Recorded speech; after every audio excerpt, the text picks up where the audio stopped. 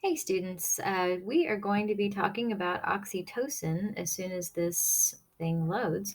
I'm going to talk to you a little bit about positive feedback because um, we've talked a lot about negative feedback up to this point, but I want to make sure that you understand the difference between negative and positive feedback. So I know we talked a lot in previous hormone discussions about when there's a certain condition in the body will activate a gland to release its hormone. The hormone will travel into the blood and go towards its target organ to accomplish whatever task needs to be accomplished. Once that has been accomplished, then there's basically like a shutting off of the gland so that it doesn't continue to release hormone into the blood when it's not needed. That's called negative feedback. In certain situations, not very many, but in a few situations in the body, we have what's called positive feedback. And oxytocin is one of those that operates through positive feedback mechanisms.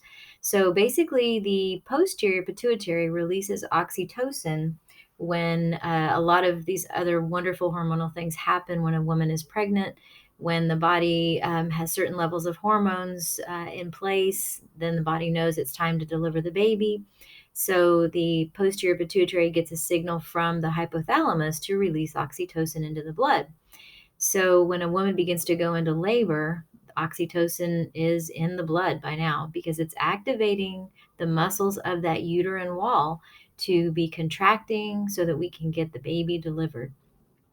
Other things as well that it does as far as, for breastfeeding, for milk ejection in a woman once the baby has been born.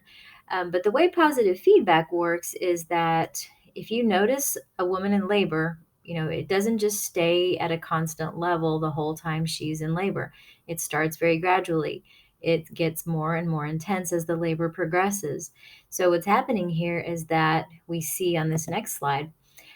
Um, so we see over here, let's see. So the brain has stimulated the posterior pituitary to release oxytocin. Traveling to those muscles of the uterine wall, we start seeing those contractions. Once the baby begins to push against the cervix down here, when the baby turns and is putting pressure on that cervix, it's causing it to stretch. The stretching of the cervix sends nerve impulses to the brain. That's causing a release of even more oxytocin because the body knows we need to get the baby out. So we need these uterine muscles to contract more and more and more strongly as we're getting baby ready to be pushed out of the uterus. So the baby stretches the uterus even more, the cervix stretches even more. Then we have this building cycle called positive feedback that's causing more and more oxytocin to be released until finally we can push baby completely out. Then those hormone levels are going to diminish because this pressing against the cervix is no longer happening. Then the hypothalamus gets that signal to the posterior pituitary to stop releasing oxytocin. But that building response that causes an even greater and greater release of the hormone is called positive feedback. Okay. And we see it also in blood clots, but that's not what we're discussing right now. But you can sure Google that and look that up. Okay. So blood clotting is another time we see positive feedback rather than negative feedback in terms of controlling hormone release. Okay. Hope this helps.